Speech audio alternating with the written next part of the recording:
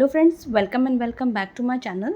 आज की वीडियो में हम लाइनिंग वाली कुर्ती की कटिंग सीखेंगे और बहुत ही इजी तरीके से मैं इसमें कटिंग बताऊंगी कैसे कौन सा मेजरमेंट लेना है। तो बहुत छोटी छोटी टिप्स हैं, वीडियो को बिना स्किप करे पूरा देखिएगा। चलिए अब चलते हैं वीडियो की तरफ। तो इस तरह से मैंने लाइनिंग वाले फैब्रिक को रख लिया है। सबसे पहले हम जो कटिंग करेंगे वो लाइनिंग वाली फैब्रिक पे ही करेंगे। तो इसके लिए सबसे पहले हम एक स्ट्रेट लाइन खींच लेंगे, क्योंकि जो भी हमारा आड़ा टेढ़ा फैब्रिक होगा, मतलब लाइनिंग वाला फैब्रिक होगा, तो उसको हम पहले इक्वल कर लेंगे और इस निशान के अंदर ही हमें सारे मार्क करने हैं। तो ये मैंने स्ट्रेट लाइन खींच ली है। अब इसके नीचे हम सारे मार्क करेंगे। तो जितनी भी आपको लेंथ चाहिए हो आप उतना ले सकते हैं। मेरे पास तो ये 2 मीटर फैब्रिक है लाइनिंग वाला, तो मैं 2 मीटर फैब्रिक के हिसाब से टोटल पूरी लेंथ ले लूँगी। अब इसमें हमें सबसे पहले शोल्डर का मार्क करना है। तो शोल्डर आपका जितना भी आ रहा है, यहाँ पर मेरा 14 इंच का शोल्डर है, तो शोल्डर का पूरा टोटल हाफ कर लेंगे, मतलब 14 को 2 से डिवाइड करेंगे, 7 इंच आ जाएगा। तो अब हम 7 इंच पे मार्क कर लेंगे। अब हमें इसको 1 इंच डाउन करना है। आप किसी भी साइज़ की कुर्ती बनाएंगे तो ये तो आपको करना ही है कि इसमें 1 इंच डाउन करना है और यहाँ से बंद वाली साइड से 2.5 इंच लगाकर निशान, और इन दोनों निशानों को आपस में मिला देना है इस तरह से। तो ये डाउन वाला मार्क हमने और 2.5 इंच वाले मार्क को मिला दिया है। तो सारे ही साइज़ में हमको ये करना है। ये थोड़ा मैंने ऊपर मार्क कर दिया था, मैं इसको एक बार करेक्ट कर लूँगी इस तरह से। तो ये मैंने मार्क कर लिया है शोल्डर के लिए। अब हमें इसके बाद इसका आर्म होल निकालना है। तो आर्म होल के लिए हमें एक फार्मूला लगाना है, उसी के अकॉर्डिंग ही हमें जितने भी हमें कटिंग करनी है उसी फार्मूले के अकॉर्डिंग करनी होती है। तो मैं इसमें आपको बता देती हूँ कि किस तरह से आप इसमें आर्म होल निकालेंगे। तो आर्म होल के लिए हमारा जितना भी चेस्ट साइज़ होता है उसको हम 6 से डिवाइड करेंगे और उसमें +1 करेंगे। अगर ब्लाउज़ की कटिंग कर रहे हैं तो 0.5 प्लस करना है, मतलब आधा इंच प्लस करना है। और अगर उसमें हम कुर्ती बना रहे हैं, क्योंकि ये कुर्ती है और कुर्ती बहुत फिटिंग नहीं होती है, मतलब जो आर्म होल होता है वहाँ से हम बहुत टाइट नहीं पहन सकते हैं। ब्लाउज़ हम पहन सकते हैं, तो इसलिए ब्लाउज़ में हमें ½ इंच प्लस करना है और कुर्ती में हमें 1 इंच प्लस करना है। तो मैं आपको दिखा देती हूँ इसमें कि मेरा जो इसमें चेस्ट साइज़ आ रहा है वो 35 आ रहा है। इसको मैं डिवाइड करूँगी 6 से, तो मेरा आएगा 5.8। उसमें हम प्लस करेंगे 1 इंच, तो मेरा आ जाएगा 6.8। तो 6.8 हम इसमें अब मार्क करेंगे आर्म होल का। तो सारे ही सूट में हर कुर्ती के साइज़ में आपको यही वाला फार्मूला यूज़ करना है। इस तरीके से आर्म होल निकालेंगे तो कभी भी दिक्कत नहीं आएगी। तो चलिए अब हम इसका आर्म होल मार्क कर लेंगे। तो 6.8 आएगा हमारा। 7 इंच में 1 लाइन कम आएगा, तो हम 7 इंच में 1 लाइन कम करके लेंगे, तो हो जाएगा 6.8। तो इस तरह से मार्क कर लूँगी मैं। ये हमारा आर्म होल आ गया और चेस्ट लाइन आ गई है। ठीक है। अब इसके बाद हमें तो इस तरह से हमें आर्म होल के नीचे हमने चेस्ट लाइन का निशान लगा लिया है। अब इसके बाद सबसे पहले हमें लगाना है अपर बस्ट का। तो अपर बस्ट और मेन बस्ट जो है, मेरा ज़्यादा फ़र्क नहीं है। अगर बहुत ज़्यादा फ़र्क आता है अपर बस्ट और मेन बस्ट में, तो उसमें आपको उसी के अकॉर्डिंग फ़िटिंग लेनी है। तो यहाँ पर मेरा 35 आ रहा है अपर बस्ट और मेन बस्ट भी 35 ही है। ठीक है। अगर यहाँ पर हम बराबर ले लेते हैं अपर बस्ट और जो मेन बस्ट है, तो यहाँ पर झोल आ जाता है, तो फिटिंग में दिक्कत आएगी। इसलिए हम पहले अपर बस्ट के लिए मार्क करेंगे और उसके बाद लोअर बस्ट के लिए मार्क करेंगे, मतलब मेन बस्ट के लिए। ओके। तो अभी हमें क्या करना है कि जो भी हमारा चेस्ट साइज़ है, अपर बस्ट और चेस्ट साइज़ मेरा एक ही है, मैंने बताया आपको। तो मेरा यहाँ पर है 35 मेन बस्ट साइज़ है और अपर बस्ट भी यही है। इसमें 1.5 इंच प्लस करके लूँगी मैं, जो कि हम लूजिंग लेंगे। तो ये हमको टोटल हमारा जितना भी राउंड आ रहा है उसमें ही पहले ही 1.5 इंच प्लस कर लेना है। तो मैं 1.5 इंच प्लस करूँगी तो मेरा 36.5 इंच आ जाएगा। 36.5 इंच का 4th पार्ट निकालना है हमें। तो आप चाहे कैलकुलेटर से निकाल सकते हैं या फिर इंची टेप में इस तरह से कर सकते हैं। तो मेरा यहाँ 9 इंच में 1 लाइन ऊपर आ रहा है बस। तो मैं इस तरह से 9 इंच में 1 लाइन ऊपर करके एक मार्क कर लूँगी और 1.5 इंच इसमें हम लूजिंग देंगे। इस तरह से ये 1.5 इंच हमने लूजिंग दे दी है। अब इसके बाद हमें बाकी के निशान जो लगाने हैं, पहले हमें जो हमने डाउन किया था ये शोल्डर, इसका हमें सेंटर पार्ट निकाल लेना है। तो पहले हम इसका सेंटर पार्ट में मार्क कर लेंगे।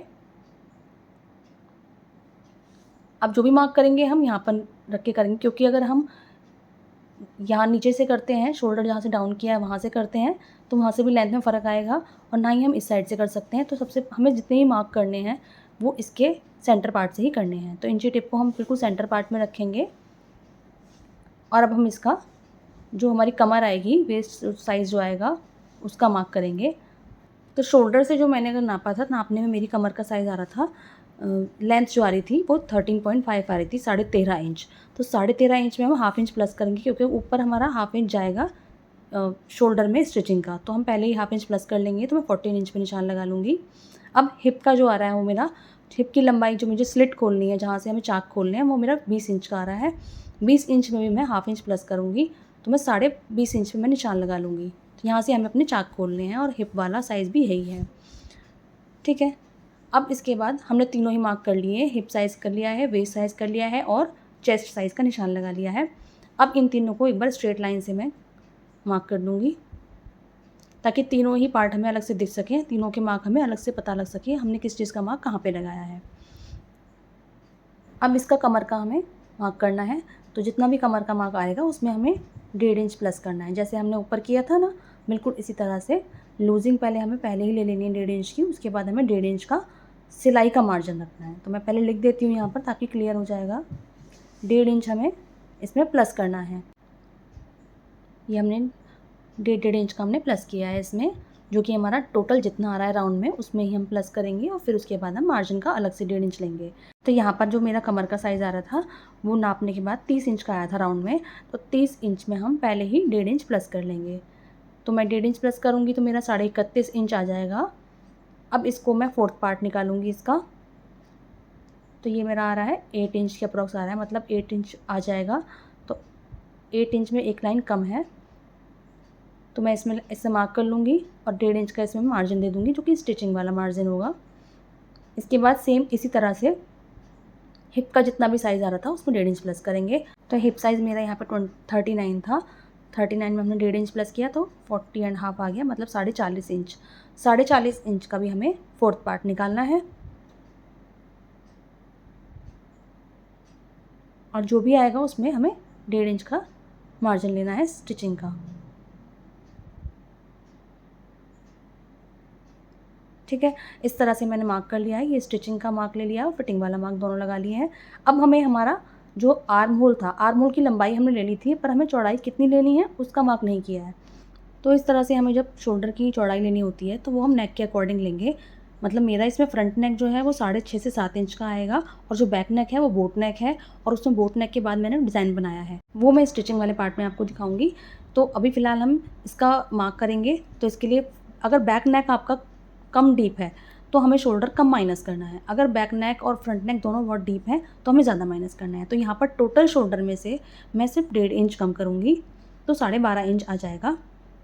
टोटल शोल्डर मतलब मेरा था 14 इंच, 14 इंच में से मैंने 1.5 इंच कम कर दिया है, तो मेरा आएगा 12.5 इंच। 12.5 इंच का टोटल हाफ कर लूँगी मैं, तो यहाँ पर आ जाएगा मेरा 6.25 इंच, इस तरह 6.25। तो 6.25 इंच पे मैंने मार्क करूँगी, तो ये मेरा आ जाएगा आर्म होल। यहाँ से आर्म होल का मार्क करना है हमें। पहले मैं स्ट्रेट लाइन खींच लूँगी यहाँ पर, ताकि आर्म होल की लाइन सीधी खींचे। उसके बाद हमें ऐसे ही सीधी लाइन रखकर नीचे भी उतना ही आर्म होल लेना है, जितना हमने ऊपर चौड़ाई ली है नीचे भी उतनी ही लेनी है। मैंने एक बार दोबारा चेक किया है, तो यहाँ पर थोड़ा कम आ रहा है, ऊपर 6.25 नहीं आ रहा है, यहाँ पे 6 इंच आ रहा है, तो मैं 6 से थोड़ा सा कम है, तो मैं यहाँ पर दोबारा से मार्क करूँगी, और बिल्कुल नीचे ऊपर हमें बराबर लेना है, ठीक है। पुरानी लाइन को ब्लर कर देंगे। मैं दोबारा डार्क कर लेती हूँ इसको। ये आ गया हमारा शोल्डर लाइन, ठीक है। यहाँ से हमें आर्म होल का शेप ड्रॉ करना है। तो हमेशा यहाँ पर मेरी रिकॉर्डिंग रुक गई थी, तो इसलिए मैं दोबारा बता देती हूँ आपको, मुझे पता ही नहीं चला कब रिकॉर्डिंग रुक गई। तो मैंने यहाँ से आपको बता ही दिया था कि मैंने हाफ इंच अंदर जाके लाइन ली है। ये तो हमारा मेन वाला था जो हमने पहले ही लगाया था निशान, इसके अंदर हाफ इंच मैंने और एक मार्क किया था, हाफ इंच, और इसको मैंने स्ट्रेट यहाँ से मिला दिया था, ठीक है। तो ये हमारा बैक वाला है, हम फ्रंट वाले के लिए लगाएंगे। पहले बैक वाला बता देती हूँ मैं आपको कैसे लगाया मैंने। इसको हमने यहाँ से इस तरह से पहले लाइन खींची है क्रॉस करके, 1 इंच यहाँ से इस वाले कॉर्नर पे से 1 इंच यहाँ से लेना है, यहाँ पर ऐसे मैंने मार्क किया। अब इसको यहाँ तक, जहाँ तक फिटिंग का निशान है ना, वहाँ तक मिलाना है आपको, और यहाँ पर सेंटर पार्ट लिया था, इसका सेंटर लिया था और यहाँ पर मिला दिया था। ठीक, अब इसके बाद यहाँ तक तो आई होप समझ में आ गया होगा आपको, पर इसके आगे हमें अगर हम फ्रंट का लगाएंगे, फ्रंट का थोड़ा गहराई में जाएगा, तो फ्रंट के लिए हमने जो पीछे बैक लिया था ना, 1/2 इंच पीछे लिया था, वहाँ पे हमें 1 इंच ऐसे लेना है, यहाँ पे मार्क करना है और इसको भी हमें इस तरह से मिला देना है।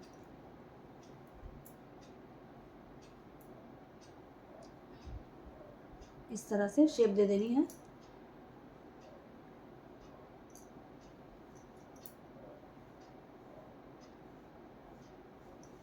तो ये हमारा क्या हो गया, ये फ्रंट वाले पार्ट के लिए हो गया, ये बैक वाले पार्ट के लिए हो गया, क्योंकि फ्रंट वाला पार्ट हमारा नेक भी चौड़ा है और वो फैलेगा तो फिर यहाँ से झोल नहीं आएगा, तो इसलिए हम पहले ही गहराई लेके चलते हैं। ठीक है, तो यहाँ तक आपको आई होप समझ में आ गया होगा। अब मैं इसकी कटिंग करके आपको दिखा दूँगी।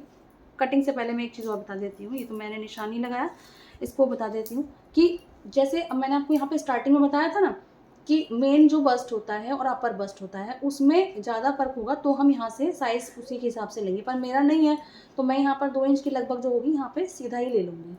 इसको सीधा लूँगी, इसको भी सीधा ले लूँगी और इसके बाद इन दोनों को यहाँ पे मिला देंगे।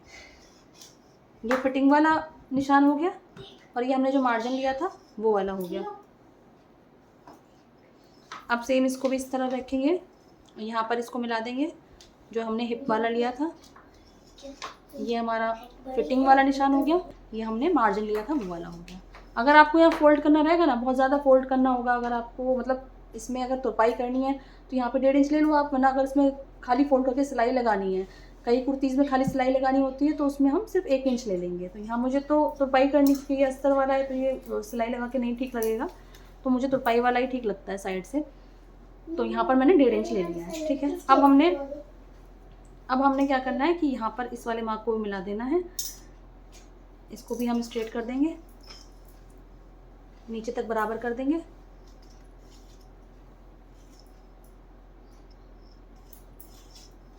ठीक है, और इसको भी हमने ऐसे मार्क कर देंगे। तो ऐसे करने से ना समझ में आसानी हो जाएगी, समझ में आने के लिए आपको, इसलिए मैं इस तरह से निशान लगा दे रही हूँ। और यहाँ पर जो ये कॉर्नर बनना है ना, इसको हम थोड़ा राउंड कर देंगे यहाँ से, इस तरह से। ये बिल्कुल ऐसे कॉर्नर नहीं निकालना है। अब देखो आप, तो यहाँ पर जो देख रहे हो ना, अगर मैं इसको, कई बार क्या होता है कि हम लोग ऐसे डायरेक्ट ऐसे निशान लगा देते हैं, तो उसमें ये वाला जो हमारा मेन बस्ट होता है तो यहाँ पर खिंचाव आ जाता है। हम सिलाई लगाएंगे ना तो यहाँ पर खिंचाव आएगा, क्योंकि हमारा ये वाला साइज़ लगभग बराबर होता है, या ये कम होगा तो यहाँ तो ज़्यादा ही होगा, तो यहाँ कर देंगे तो यहाँ पर खिंचाव आ जाएगा, तो फिटिंग अच्छी नहीं आएगी। तो इसलिए करीबन 2 से 2.5 इंच आपको यहाँ पे सीधा लेना है, या फिर अगर मेन बस्ट साइज़ ज़्यादा होगा तो ज़्यादा लेना है। पर लगाना आपको ऐसे, ये निशान मतलब एकदम कॉर्नर करके नहीं लगाना है, मतलब इस तरह से ऐसे करके नहीं लगाना है। मैं एक बार डार्क कर देती हूँ ताकि आपको थोड़ा और क्लियर हो जाए। ठीक है, इस तरह से। तो ये हमारा पूरा मेजरमेंट मैंने लगा दिया है, निशान पूरी मार्किंग कर ली है। अब इसको हम कटिंग कर लेंगे। लेंथ का मैं आपको बता देती हूँ, ये मेरे पास 2 ही मीटर फैब्रिक है, तो मैंने इसकी लेंथ जितनी भी थी सारी ले ली है। और जो मेन लगभग ये आ रही है मेरी 35.5 इंच। ये आप देख लो, यहाँ पे 35.5 इंच आपको दिखाई दे रहा है कि नहीं, ये आ रहा है 35.5 इंच। 35.5 इंच की मैं लूँगी टोटल लेंथ। तो मेरी तैयार होने के बाद 34.5 आ जाएगी, मतलब 1/2 इंच जाएगा ऊपर, 1/2 इंच जाएगा नीचे। 1/2 इंच जाएगा, जितना भी जाएगा, हम थोड़ा बहुत मोड़ेंगे इसको तो 1/2 इंच चला जाएगा। थोड़ा मैं कोशिश करूँगी नीचे करके ही लूँगी, जितना फैब्रिक है उतना ही ले लूँगी, क्योंकि ये फैब्रिक पूरा इक्वल नहीं है, अनइवन है साइड से। तो इसको जितना आपको लेंथ लेनी है ना, मेन ये तो अस्तर है, लाइनिंग वाला फैब्रिक है, जितनी लेंथ आपको लेनी है, अगर मेन फैब्रिक पे आप काट रहे हो तो पूरी लेंथ ले लो वहाँ पे, और फोल्ड करने का मार्जिन ले लो। पर ये तो लाइनिंग वाला फैब्रिक काट रही हूँ मैं, तो लाइनिंग के हिसाब से ले लूँगी। तो ये तो लाइनिंग वाला थोड़ा ऊँचा होता है, मेन फैब्रिक में पूरा बराबर नहीं लगता है, थोड़ा ऊंचा भी लगा सकते हैं, तो मैं उसी हिसाब से ले लूँगी। अब मैं इसकी कटिंग कर देती हूँ और फिर मैं आपको कटिंग करके दिखाती हूँ।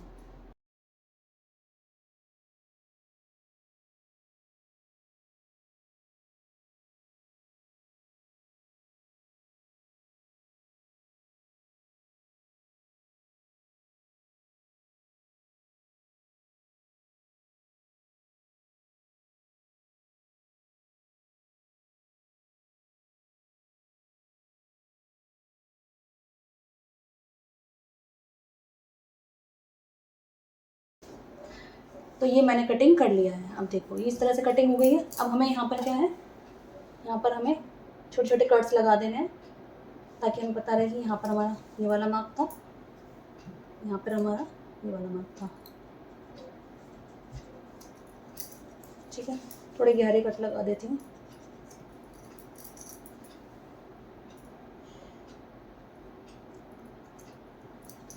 तो ये मैंने यहाँ से कट लगा दिया। अब देखो आप ये कटिंग हो गया। अब इसका हमें क्या करना है, फ्रंट वाली कटिंग करनी है हमें इसमें। तो इसके लिए मैं क्या करूँगी, पहले मैं इसका यहाँ पर जॉइंट था इसको खोल लूँगी।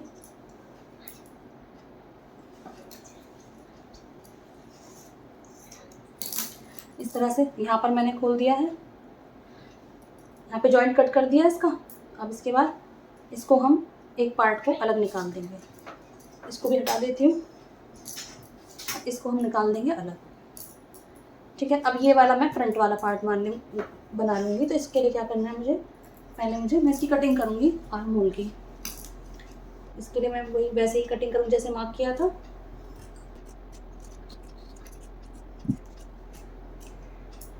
ठीक है, तो ये हो गया मेरा फ्रंट वाले पार्ट की कटिंग। ये वाला बैक वाला पार्ट है।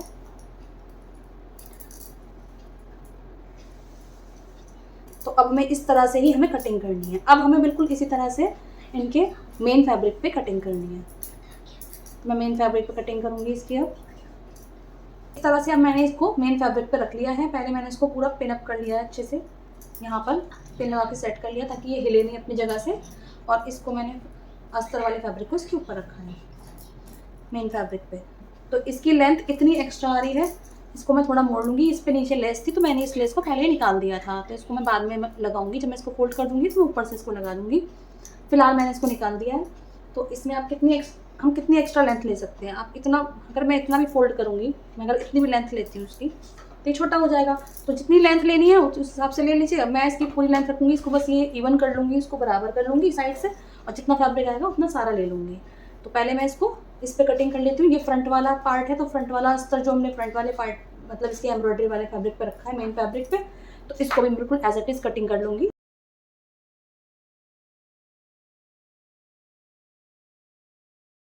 तो इस तरह से मैंने दोनों ही लाइनिंग फैब्रिक को मेन फैब्रिक पे रख के कटिंग कर लिया। फ्रंट वाले पार्ट को मैंने अलग कटिंग किया है और जो बैक वाला पार्ट है उसको अलग कटिंग किया है। तो ये आप देख सकते हैं, ये फ्रंट वाला है और वो बैक वाला पार्ट है। अगर आपको लग रहा है कि इसकी लेंथ में फ़र्क है, तो लेंथ में फ़र्क मैंने रखा है क्योंकि बैक वाला पार्ट लंबा है। फ्रंट वाले पार्ट में मुझे लेस लगानी है। ये इसकी एम्ब्रॉयडरी वाली लेस है जो कि कुर्ती के साथ आई है। तो इसको थोड़ा सा फोल्ड करके उसको ऊपर से लेस लगा के कवर कर दूँगी। तो इसमें हमें ज़्यादा फैब्रिक की ज़रूरत नहीं पड़ेगी। और बैक वाले पार्ट को मुझे पूरा फोल्ड करना है, तो ये इसमें कपड़ा ज़्यादा लगेगा, इसलिए मैंने इसकी लेंथ लंबी ली है। आई होप आपको समझ में आ गया होगा पूरा मेथड मैंने किस तरह कटिंग करना बताया है। तो इस तरह आप भी बहुत इजी तरीके से कटिंग कर सकते हैं और इसके सारे फार्मूलों को इसी तरह से यूज़ करेंगे तो आपकी फिटिंग और कटिंग दोनों ही बिल्कुल परफेक्ट तरीके से हो जाएगी। अब मैं इसकी स्लीव्स की और इसकी स्टिचिंग की वीडियो अलग से डिटेल में अपलोड करूँगी। इसमें आपको स्टिचिंग की वीडियो में, ताकि मैं बता सकूँ कि कौन कौन से छोटे छोटे पॉइंट्स हैं जिससे आप लाइनिंग वाले सूट को, कुर्ती को स्टिचिंग कितने ईजी तरीके से कर सकते हैं, वो मैं आपको बताऊँगी उस वीडियो में। और इसकी जो स्लीव्स हैं वो भी डिज़ाइनर स्लीव्स बनाऊंगी मैं, तो उसकी भी डिटेल वीडियो मैं अलग से अपलोड कर दूंगी। आई होप आपको आज की वीडियो अच्छी लगी होगी। अगर आज की वीडियो आपको अच्छी लगी है तो अपने फ्रेंड्स के साथ शेयर कीजिए, मेरी वीडियो को लाइक कीजिए, चैनल को सब्सक्राइब कर लीजिए और बेल आइकन को प्रेस करना बिल्कुल मत भूलना, ताकि जब इसकी स्टिचिंग की वीडियो आएगी तो आपके पास नोटिफिकेशन सबसे पहले आ जाएगा। जल्दी ही मिलते हैं दूसरी वीडियो में, जब तक के लिए बाय बाय।